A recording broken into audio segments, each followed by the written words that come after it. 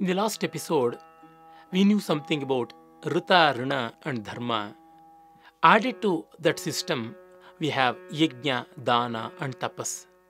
This is one more beautiful system which is very much complementing to the earlier one. Let us understand word by word. First, what is Yajna? Yajna literally translated as sacrifice. But the Sanskrit word Yajna has its root in Yaj, Pujayam, Sangati Karane, Apadane. Like that, there are so many shades of meanings. Means it is a respectful offering to the noble souls. It is a voluntary parting off of something which belongs to me. It means I have to voluntarily share without a drop of tear. Means I have to happily part of whatever I have, which is judiciously got in a methodical manner. This is how Yajna is nothing but sharing. Sharing is the wonderful concept behind Yajna. There's a wonderful story. There's a very catchy telling story in the Vedic lore regarding this system of Yajna. Generally, people think that offering oblations in the fire, sacred fire, the mystic fire Agni is called Yajna. But that's only a symbol. Symbol is used to trigger an idea, and by itself it is not complete. Symbol is only a memory peg. The rest has to be done separately. It's something like a visiting card. When once you know the person, you are no more in need of the visiting card. To know who is he and what is he, for that we need the visiting card. Like that, it's a promo. Now coming to the Vedic story, the great god Prajapati, father of all the beings, gods, demons, demigods, animals, plants, human beings, and whatnot, the great Prajapati was in penance.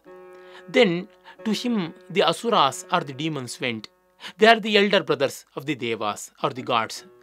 They were always in their grievances because the demons were looked down by the people. They were cruel, and that's why people were disliking them. So they wanted to ward off this ill fame, and they went to the great Prajapati, the father of one and all. Then the demons asked Prajapati, "We are always deplored and denied of so many things, and we are rather ridiculed. We are great, we are nobler, we are the eldest, and so we have to get all the respect." Then Prajapati answered them with all compassion, "My children, but you don't know the concept of Yajna. There lies your problem. When once you know the real meaning of Yajna, you will also be respected." Then the demons were not in agreement with him. No, we too know what is Yajna. We know how to give oblations in the fire. And all that we know, the details, the ritual is well known to us, and we are very well initiated too in that system. Then the Prajapati said, "No, it's only a symbol. It's only a pointer. The real thing is something else. Let me summon the other group, the Devas. Because you know that they have an upper hand. Let them be called." Then the Devas were summoned, and they came, and the Prajapati said, "The demons complain, and they have a claim that they are better than you. I shall give a test to both of you. And before any test, we shall have a fabulous food." So the Devas and Asuras were given a wonderful feast. A delightful treat was given. All were squatted on floors in front of the leaves, banana leaves, meant for delicious food. Food was served. Variety of food was served. Then the Asuras said, "First we have to have the food, because we are the best and we are the eldest." Then the gods agreed, "Well, you have the first choice."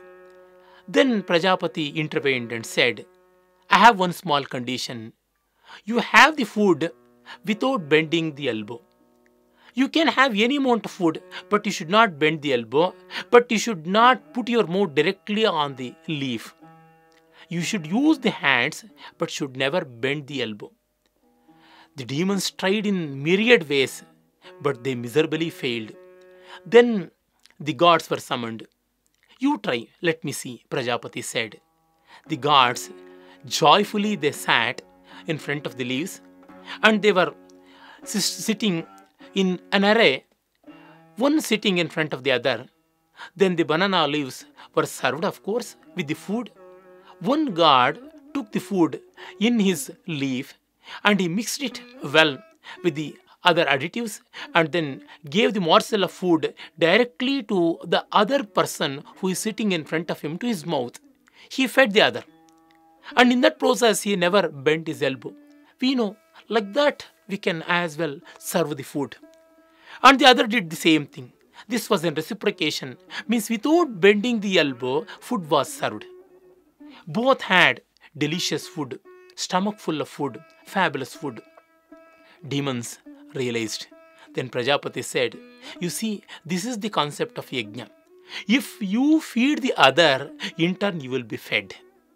Evam pravartitam chakram nanu vartayati yaha aghayurindriyaramo mogham partha sajivati. This is the message of Bhagavad Gita. So yajna is a way of feeding others and in turn being fed. For that, yajna is the wonderful currency of dharma. To perform dharma, we need money. The money is yajna. Yajna is the currency. And currency is in the form of coins. The two faces of the coin are, one is Daana and the other is Tapas. The head of the coin of yajna is Daana, means offering, charity. This is the Daana. In Bhagavad Gita, Krishna beautifully says, Daana should be offered without expectations. And it should be given to the proper person at proper place and at proper time. All these are very, very important. Deshe kalecha patrecha diyate anupakarine taddanam satvikam smritam. A true satvika dana is one which is given to the right person at the right time, at the right place. So all these add to the value of dana. And tapas is the will and commitment behind offering, behind charity. It means I should never feel that I will be losing in this process. The steadfastness and the full commitment and wholehearted will to offer, and that is called dharma. Means I will never lose anything. In turn, I will be gaining by charity and by offering. This is the self-esteem and this is the self-estimation as such, and it is the commitment and the will, the magnificent mind behind any great act of charity. This is how yajna, dana and tapas are clubbed together. So, rita, rina and dharma, yajna, dana and tapas all act together in the process of purushartha. Purushaha etaihi arthyate iti purusharthaha. It means the cosmic personality, that the self is realized through that. In one word, we should say, what is punya, what is virtue and what is papa? In the scientific manner, bringing the terms of thermodynamics, as we add more to entropy, the measure of disorder, to that extent world will be led towards chaos, towards heat death. Lesser the consumption, lesser the involvement of misuse of energy, better and greater is the perspective of the world. In that sense, less I use, more I offer, more I save for the future world, so will be the betterment of the world. And this is the scientific basis of yajna, dana and tapas. And in that sense, Sanatana Dharma is the most scientific culture and Indian culture is the most scientific way of living.